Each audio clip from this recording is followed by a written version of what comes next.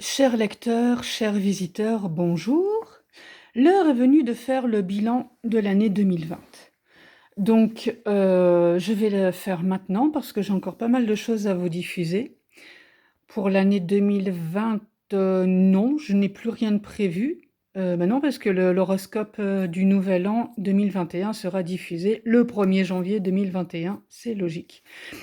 Donc ce sera ma dernière vidéo de l'année 2020. J'en ai pas fait encore énormément. Enfin, j'en ai tourné énormément. Pas forcément d'une super qualité, mais bon, ça vous le constaterez par vous-même. Cette chaîne est née suite à comment? À l'idée que il fallait bien expliquer comment mes horoscopes fonctionnent, et je me suis dit quoi de mieux que de le lire moi-même.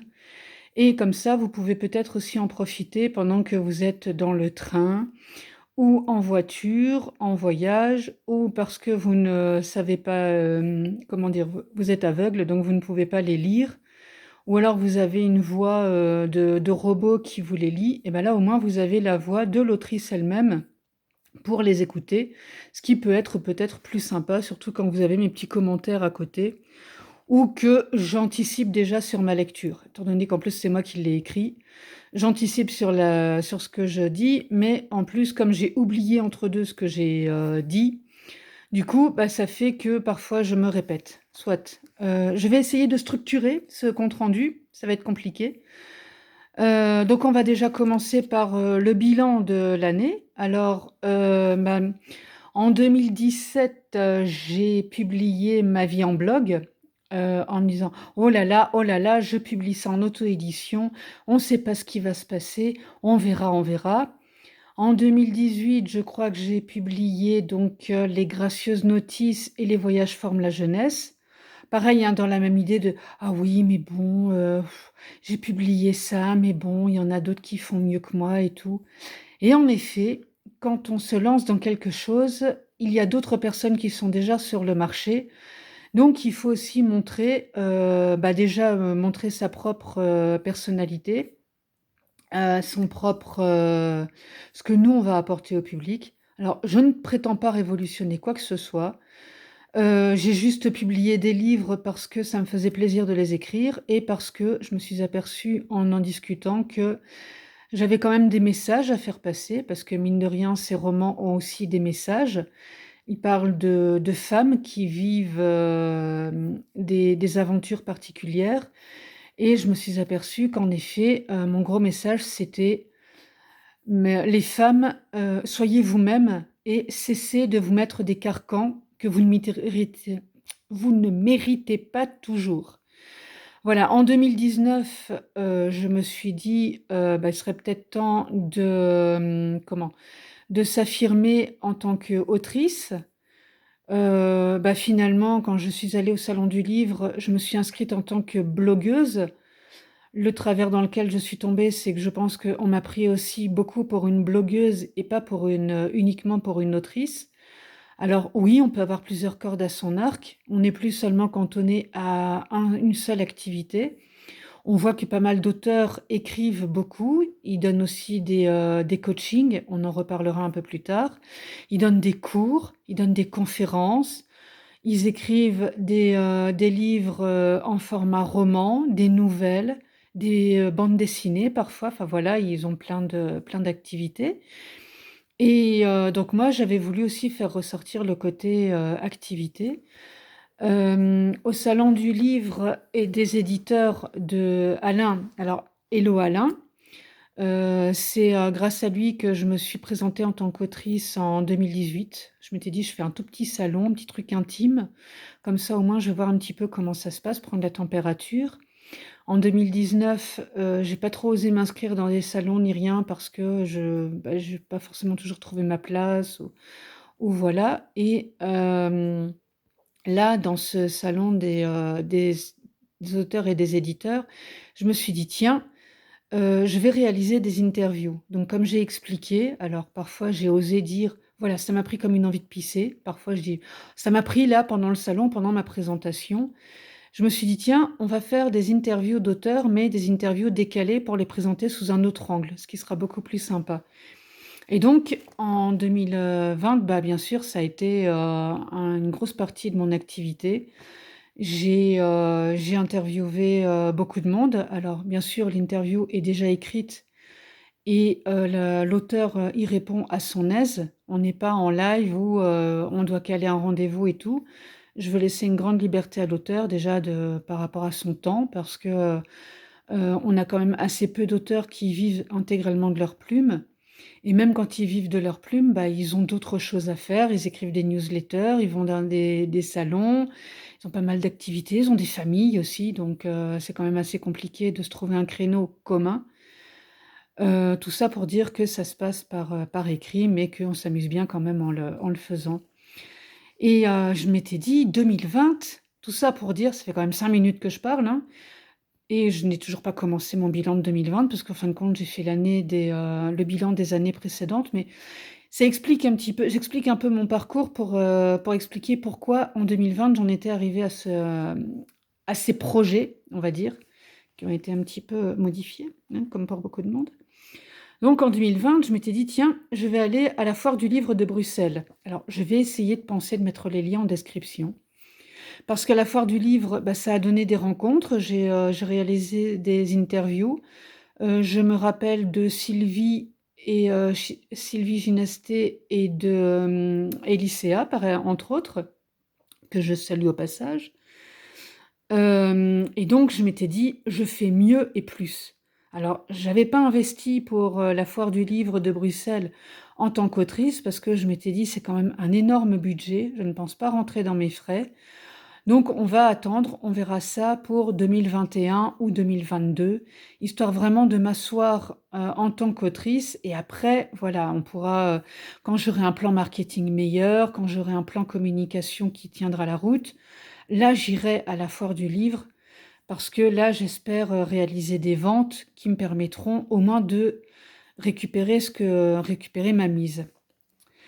Donc je m'étais inscrite quand même à des salons parce que je m'étais dit: «Je fais mieux que 2019 et je fais plus».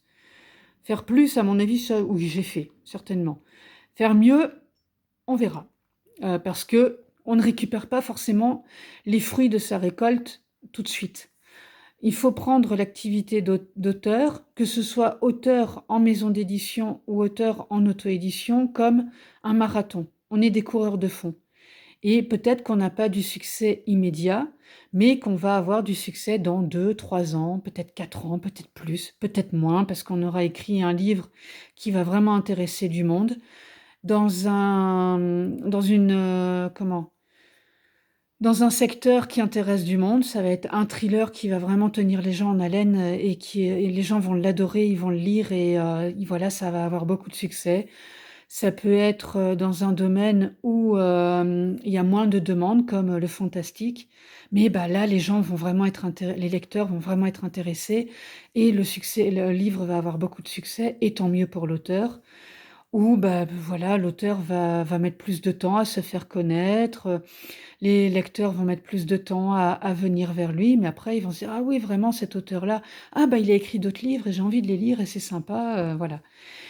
Tout ça pour dire aussi que les salons aident beaucoup à ce que l'auteur soit vu et à ce que les, lecteurs viennent vers lui. Alors peut-être pour le rencontrer en live parce qu'ils l'ont vu déjà dans des posts, dans des publications ou à d'autres, occasions sur le net. Ou peut-être qu'ils vont le voir là sur, un stand et qu'ils vont se dire: «Ah bah tiens, je viens voir un peu, vous avez une belle couverture, j'ai envie de regarder un peu ce que vous faites» et puis ils vont tourner le livre pour regarder le résumé. «Ah bah oui, tiens, je vais me laisser tenter par votre livre» et voilà et c'est parti. Alors moi, je m'étais inscrite à ce livre, je m'étais donc là, dans le but de venir en tant qu'exposante et pas en tant que visiteuse blogueuse. J'avais passé 2 jours extra, hein, c'était vraiment chouette. Faudrait que je mette aussi le lien en description. Je m'étais vraiment éclatée, j'avais rencontré plein d'auteurs, réalisé beaucoup d'interviews, donc que j'ai aussi publiées en 2020. C'était vraiment chouette et là, j'avais envie d'y être en tant qu'exposante pour aussi, moi, présenter mon travail d'autrice et pas uniquement mon travail de blogueuse intervieweuse. Bon, ça n'a pas été possible, hein, comme on le sait. Aussi parce qu'il y a tellement de demandes, parce que c'est le plus grand salon de Belgique, donc il y avait tellement de demandes que j'étais en liste d'attente. Je m'étais inscrite à Dour, donc là j'avais ma petite place. Le salon de Dour devait avoir lieu le 15 et 16 novembre, si je me rappelle bien. Bon, malheureusement, comme on sait, on a été aussi contraints enfin, les organisateurs ont été contraints de l'annuler. J'ai gardé ma place pour Dour 2021. J'espère vraiment que là, on pourra y aller. Même masqué, j'y viens. Ça, c'est sûr. Déjà parce que je dois vous montrer mon beau chapeau, dont je suis très fière. Mon chapeau arrivera plus tard parce que j'essaye de parler un petit peu dans un certain ordre, hein, malgré les apparences. Et donc, bien sûr, j'étais inscrite pour la soirée des auteurs et éditeurs de Mons. Donc là, c'était la troisième à laquelle j'allais participer. C'est une petite soirée intime, très sympa, parce qu'à chaque fois, moi, j'y passe des moments vraiment géniaux.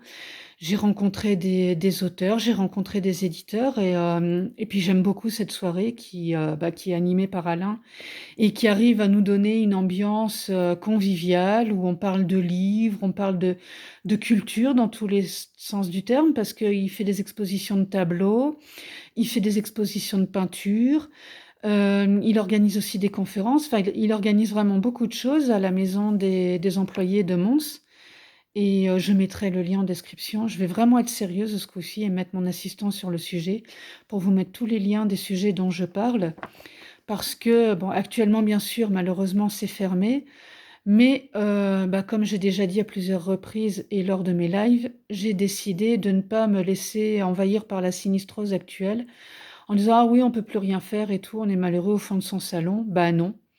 On peut aussi se réinventer une vie différente.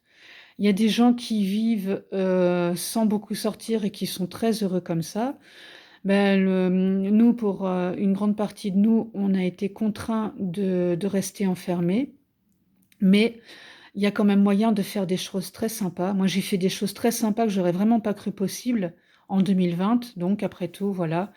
Et puis, maintenant, on a une lueur d'espoir avec le vaccin. Donc, espérons qu'on va déjà pouvoir ne serait-ce que recommencer à sortir masqué bientôt. Pour la France, vous avez déconfiné. Pour la Belgique, c'est encore assez compliqué, au moins de recevoir du monde chez soi. Et donc, je vous parle de tous ces endroits, de tous ces salons, parce que j'espère vraiment qu'en 2021, minimum, espérons-le, et 2022, on pourra recommencer à avoir ces activités qui nous manquent à tous, et pas uniquement à moi, ça j'en suis sûre. Et du coup, bah oui, j'espère m'inscrire à d'autres salons. Alors, je vous avoue que actuellement, je suis un petit peu frileuse parce que je me dis, si c'est pour m'inscrire et à chaque fois le mettre dans mon planning et m'apercevoir que c'est pas possible, on pourra pas y aller. Je veux bien entretenir mon moral et tout ça, mais bien sûr, je ne suis qu'une pauvre humaine. Et par moments, oui, moi aussi, mon moral n'est pas forcément au beau fixe. Donc voilà.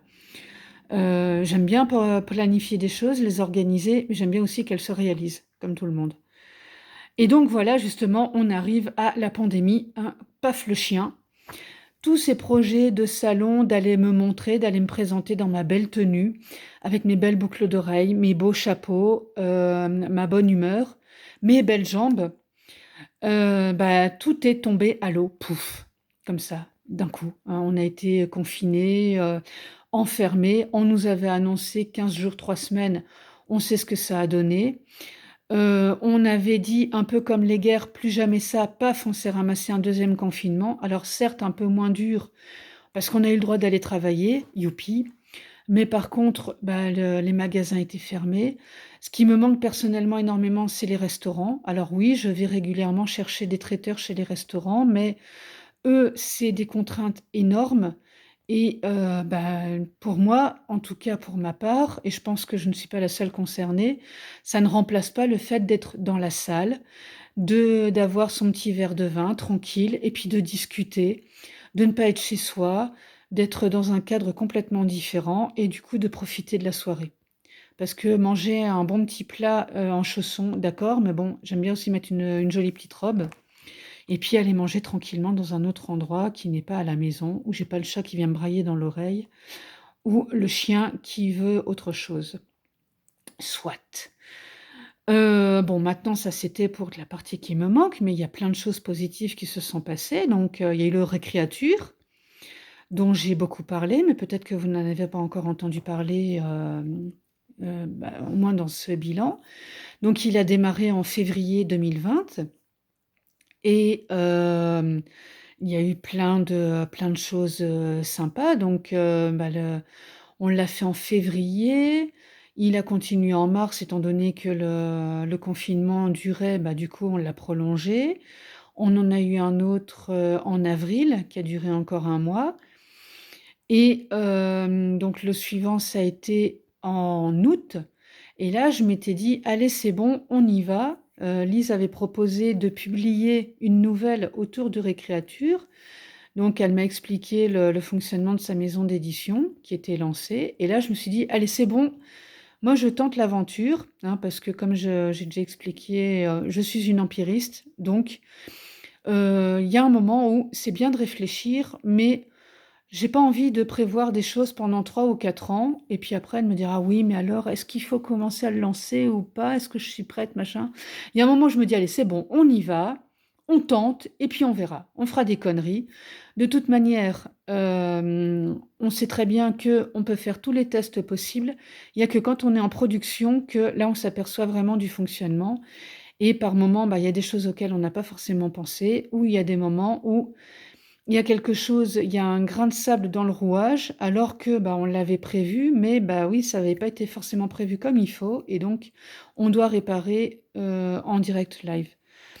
Donc là, je me suis dit: «Allez hop, on y va pour le Récréature», sauf que j'ai écrit le Récréature, donc j'ai pris les mots. Par moment, je me suis dit: «Comment je vais placer l'aubette?» par exemple, ou alors Pornichet. Oui, Pornichet, c'est une station balnéaire, d'accord, c'est une destination de vacances, mais étant donné que on nous avait recommandé de rester pas trop loin de chez soi, pour les vacances, pour éviter enfin, pour limiter la propagation du virus, personnellement, j'étais restée en Belgique et j'étais partie me promener du côté des Ardennes. Donc faire un lien entre Pornichet qui est, du côté de l'Atlantique en France et les Ardennes belges, ça a été quand même un sport. Il y en a eu d'autres, hein, parce que, comment? J'ai trouvé le moyen de placer Bastogne dans mon histoire, vous pouvez retrouver, les phrases alors j'ai pas tout mis du coup, parce qu'il y a eu des phrases que j'ai mis un petit peu de temps à retrouver, parce que normalement c'est un mot par jour et on écrit une phrase par jour de 280 caractères pour pouvoir la diffuser sur tous les réseaux sociaux et aussi sur, Twitter. Ce que j'ai fait, très, très sérieusement. Alors après, j'ai pas posté tous les jours systématiquement. Je n'ai pas écrit sur le Récréature tous les jours systématiquement. Je crois que je l'ai déjà avoué à Lise, donc elle le sait, c'est bon, il y a pas de souci là-dessus. Mais voilà, c'était un challenge et je l'ai relevé, j'espère avec brio. En tout cas, des retours que j'ai eus jusqu'à maintenant, apparemment cette nouvelle a plu. Et mon gros challenge, le plus compliqué pour moi, c'était de faire rire. Parce que, comme je disais, la situation est lourde. Je pense que ça fait 15 minutes que j'en parle et justement, je voulais qu'on rie et qu'on s'amuse autour de ça.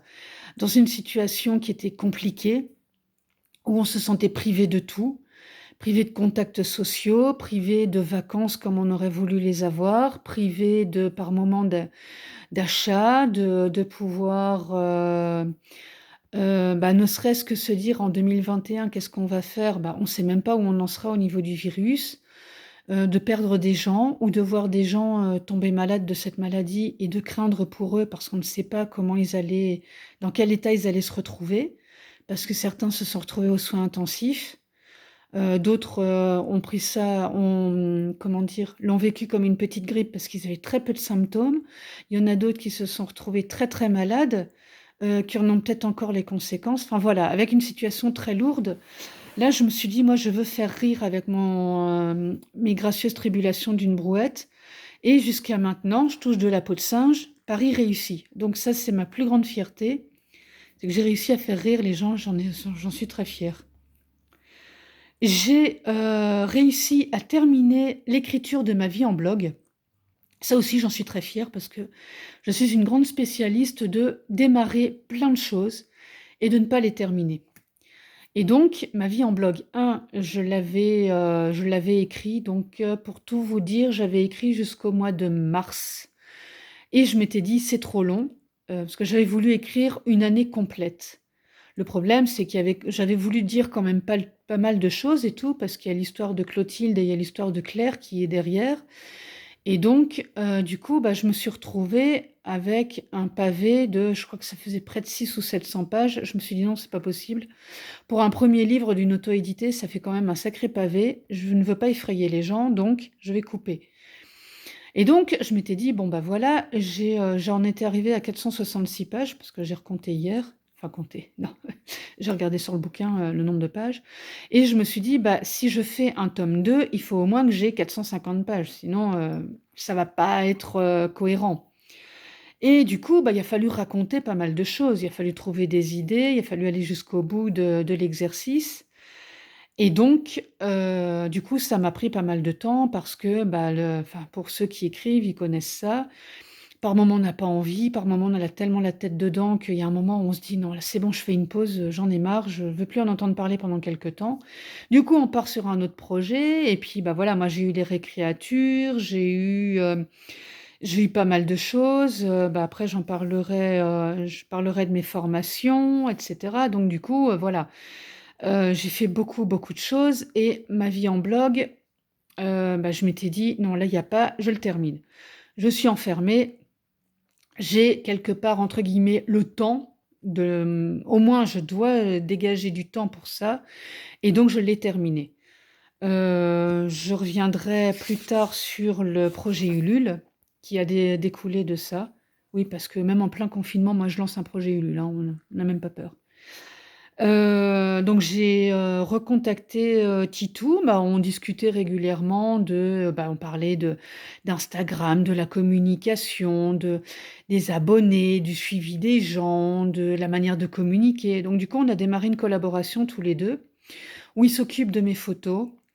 Il me met aussi des textes, que je publie sur Instagram, justement pour développer ma communauté parce que, bah, comme je disais, j'ai la grosse habitude de faire les choses à l'envers et donc quand j'ai publié mon livre, j'ai après pensé à une communauté de lecteurs, j'ai après pensé à un lecteur idéal et cetera. Je sais plus comment on les appelle, pas les bêta lecteurs parce que ça c'est encore autre chose, mais voilà des profils de lecteurs qui pourraient être intéressés par mes livres et ça, bah, bien sûr, je l'ai fait après. Donc, c'est actuellement, en 2020 quand même, hein, c'est pas mal, après quand même au moins 3 romans publiés et un recueil de notices. C'est là que je me dis, il serait peut-être temps d'avoir une communauté de lecteurs quand même, ça peut être bien. Ah oui, ouais, en effet. Mais bon, voilà, comme ça, au moins, je dis, bah, si un jour je dois former des gens, je pourrais leur expliquer tout ce qu'il ne faut pas faire. Parce que on a toujours des guides sur alors faites ça, faites ça, faites ça. Et ben, moi, je suis l'illustration de ce qu'il ne faut pas faire. Parce que bah, ça prend beaucoup plus de temps. Bon, à côté de ça, j'ai fait plein d'autres choses, hein, c'est aussi intéressant, mais voilà, c'était un autre fonctionnement, on va dire. Mais bon, je suis en train de travailler activement avec Titou. C'est aussi grâce à lui d'ailleurs que j'ai lancé le projet Ulule, entre autres, parce qu'il n'y a pas eu que lui. Il y a eu mes contributeurs, il y a eu mon agent qui me suit très très régulièrement et qui me botte le fondement quand il faut. Même quand il faut pas d'ailleurs, apparemment elle aime bien. Bon, j'ai parlé des interviews, donc j'ai réalisé pas mal d'interviews d'auteurs. J'ai réalisé l'interview des lecteurs, l'interview des confinés aussi. Bon après, elle a duré 3 semaines mon interview, donc c'est vrai que ça pouvait paraître un peu long, que les gens avaient peut-être pas forcément envie tout le temps de parler de leur confinement. Mais voilà, elle est toujours disponible en ligne, donc bah, si vous voulez vous en rappeler, si vous voulez même encore venir répondre, n'hésitez pas. J'estime que des épreuves lourdes, on peut aussi y penser après en voyant de quoi on peut rire ou prendre du recul par rapport à tout ça et se dire: «Ah bah oui, bah tiens, c'est vrai qu'on a eu des moments difficiles, mais il y a eu aussi ça de sympa. Ah oui, il y avait cette occasion de rire, le papier toilette, les pâtes, la pénurie de farine», j'en passe, enfin voilà, plein de sujets sur lesquels on s'est moqué parce que, bah, voilà, on va pas toujours passer son temps non plus à se lamenter Et du coup, comme j'avais du temps et que je suis un peu sadomaso sur les bords, je m'étais fixé comme challenge de terminer ma vie en bloc 2, mais je me suis formée aussi. Formée pourquoi? Bah, parce que je me suis aperçue quand même que j'avais des lacunes et qu'il était peut-être temps de les combler parce que j'avais un site, mais ce site ne ressemblait pas à grand-chose. Et quand Anaïs W ou Anaïs Webel a proposé une formation sur la manière de réaliser un site cohérent, agréable à visiter et qui donne envie au lecteur de rester dessus, voire même de venir acheter dessus, je me suis dit, ah tiens, voilà une idée qu'elle est bonne. Donc la formation, je ne l'ai pas encore terminée. Alors, c'est pas ah oui, mais comme d'habitude, non, c'est juste que ça prend du temps et que, bah, comme je disais, je fais d'autres choses à côté. Et j'avoue, c'est pas du tout en rapport avec la qualité de la formation d'Anaïs, parce que justement, elle a réussi son challenge pour sa part de me faire rester et continuer.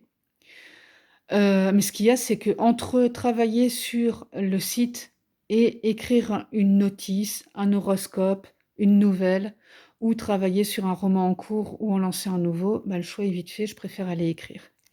Voilà. Mais je me suis dit qu'il faut que j'ai un beau site et comme je n'ai pas forcément les moyens de payer un webmaster qui va le réaliser pour moi, voilà, je vais terminer cette formation parce que déjà, elle est bien faite. Je vous mettrai le lien pour que vous y alliez si ça vous intéresse. On y va à son rythme, étape par étape. Et du coup, voilà, j'ai décidé d'y aller à mon rythme, de ne pas me mettre trop la pression là-dessus. De toute manière, un site, c'est en permanente évolution.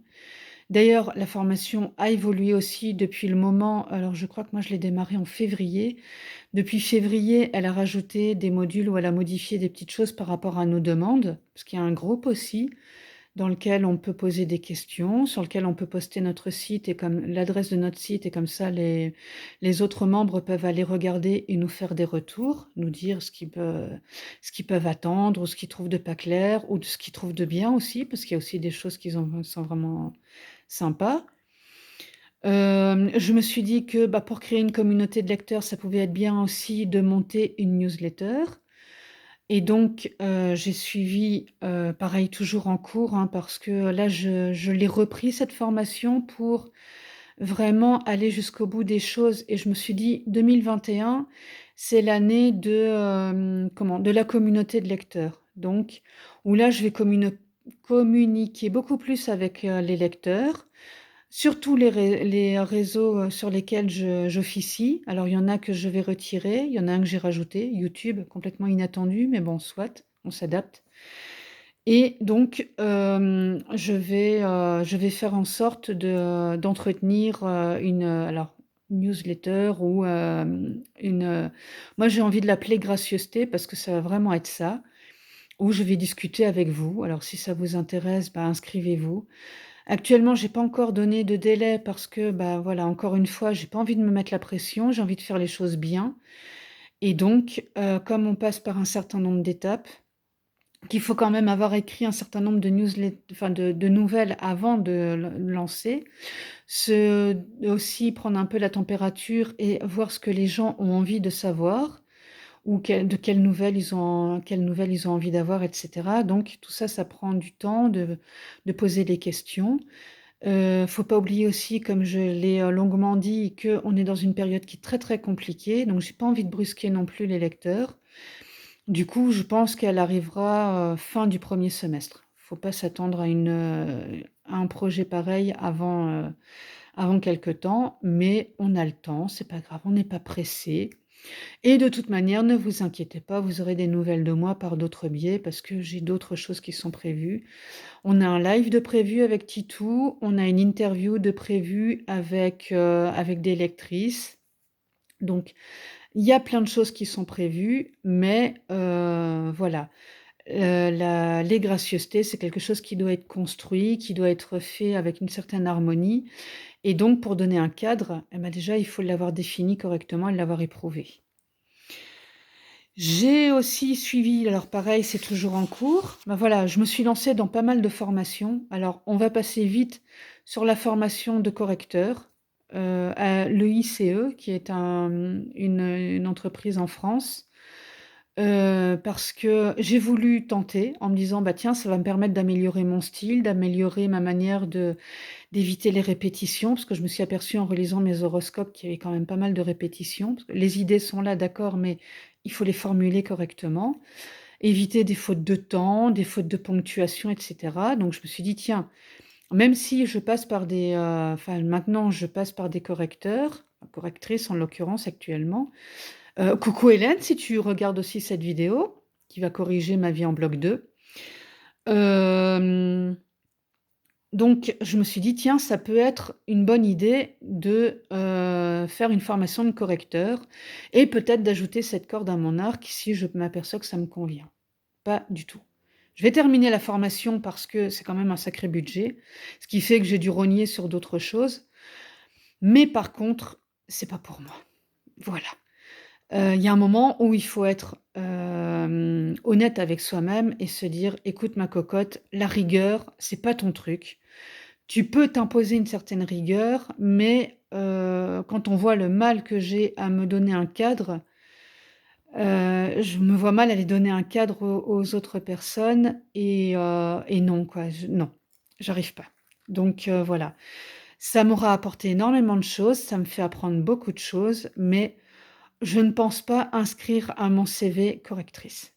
C'est pas ce sera pas mon boulot, ça c'est sûr.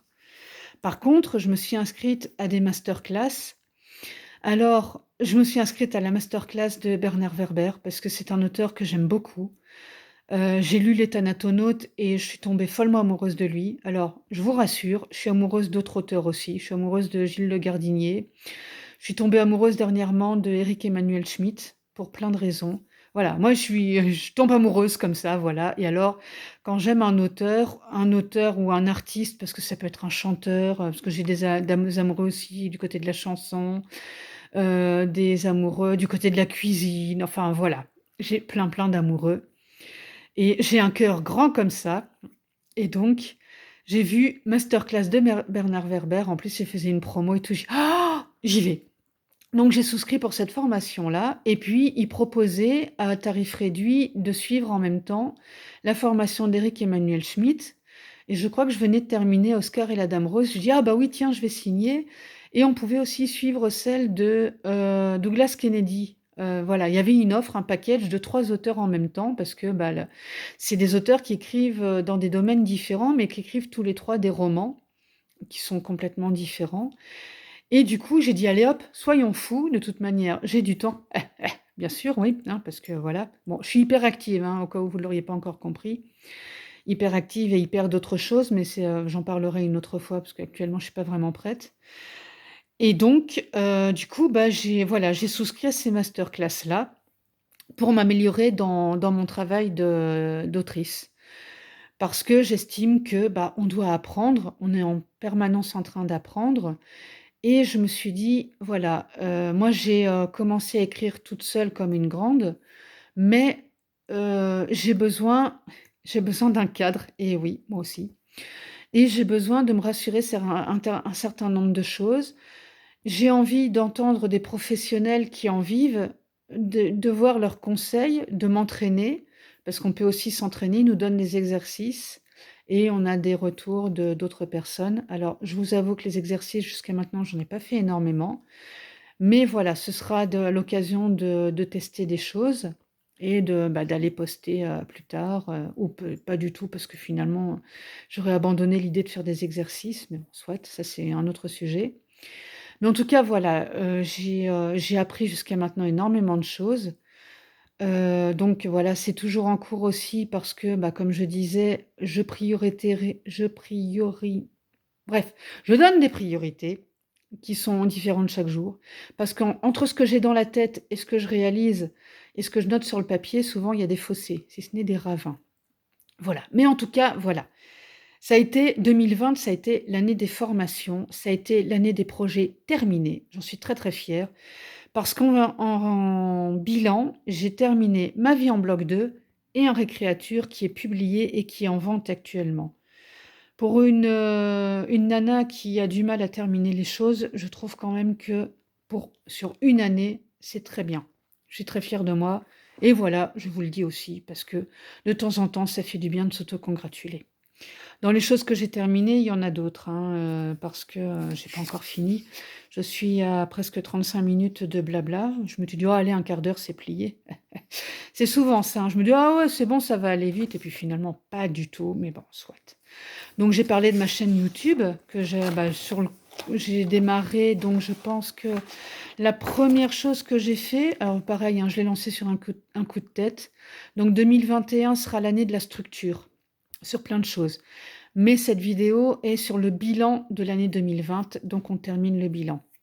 Il y aura une autre vidéo sur mes projets 2021 et comme ça on pourra s'amuser à comparer, les projets de 2021, donc que je diffuserai courant janvier et on regarderait en décembre 2021 pour voir ce qui a été vraiment mis en place. Donc, pour terminer mon bilan, bah, le site a été intégralement refondu. Ah oui, non, pardon, j'ai tourné la page. Donc la chaîne a été lancée avec, je pense, la diffusion des horoscopes de Pâques 2020 et après du coup, bah, Pâques 2020, j'ai diffusé l'horoscope des vacances 2020. Après, bah, la rentrée, comme ça, vous avez un peu une idée des horoscopes que je diffuse, hein. Ensuite, nous avons eu Halloween avec un magnifique costume et du coup, je me suis dit: «Bah, voilà, si je me costume pour Halloween pour mettre dans l'ambiance», bah, ce que j'ai fait, c'est que pour Noël, pareil, j'ai mis un beau chapeau de Noël et pour la nouvelle année, je ne vous le dis pas encore, mais bien sûr, vous vous doutez que j'ai mis aussi un beau déguisement pour la nouvelle année. Parce que c'est pas parce qu'on va passer la nouvelle année confinée avec un cercle très réduit qu'on ne pourra pas aller en soirée pour danser que on va pour autant se laisser déprimer, comme j'ai déjà dit. Donc vous aurez un joli horoscope de 2021, du nouvel an 2021 et du coup, bah, voilà, comme j'ai commencé à publier pas mal de choses, enfin diffuser pas mal de choses en vidéo, alors comme j'ai dit sur chacune de mes vidéos, c'est complètement amateur, hein, parce que voilà, bah, j'ai commencé à lancer ça comme ça. Je vais essayer de structurer ça beaucoup mieux au cours de l'année. Mais étant donné que j'ai commencé à tourner pas mal de vidéos, parce que je profite du temps que j'ai, d'être, énormément enfermée pour, tourner des vidéos à l'avance qui vont être publiées tout au long de l'année 2021. Donc excusez-moi par avance de ce que vous allez retrouver par moment. Oui, j'ai oublié aussi parce que je l'ai écrit plus tard, j'ai aussi donc, écrit 2 nouvelles pour, écrire pour les animaux. Donc il y en a une première qui a été, bah, pour le premier recueil, donc c'est un collectif d'auteurs qui a écrit une nouvelle pour, défendre les animaux. J'avais choisi moi les bonobos, donc j'ai lu, oui, pas beaucoup. Là, j'avoue que là, j'ai regardé beaucoup de reportages sur les bonobos. J'ai trouvé, Lola Ya Bonobo qui est au Congo où ils défendent les bonobos et ils essaient de les réintroduire dans la nature. Parce que les bonobos sont chassés, par des, braconniers, les pauvres, les bonobos bien sûr et donc ils les récupèrent pour la viande et donc après ils vont vendre ça sous soi-disant forme de viande de brousse. Alors, déjà je défends les animaux parce que je ne comprends pas comment on peut aller manger des singes, j'ai beaucoup de mal avec le concept.